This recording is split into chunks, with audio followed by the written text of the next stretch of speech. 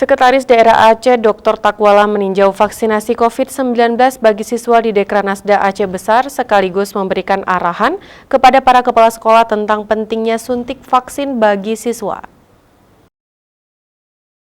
Dalam tinjauan itu, Sekda didampingi Bupati Aceh Besar Mawardi Ali, Kepala Dinas Pendidikan Aceh Al-Hudri, dan Kepala Biro Humas dan Protokol Setda Aceh Muhammad Iswanto. Sekda menyebutkan COVID-19 memiliki resiko kematian yang sangat tinggi dan proses penularan yang sangat cepat. Sebagai upaya melindungi warganya saat ini, pemerintah Aceh mencoba memberikan layanan vaksinasi. Sekda menyampaikan vaksinasi dilakukan karena berbagai penelitian dan pengalaman telah membuktikan bahwa vaksinasi sukses menekan dan melemahkan virus. Saat ini pemerintah Aceh fokus untuk memberikan vaksin bagi anak usia sekolah.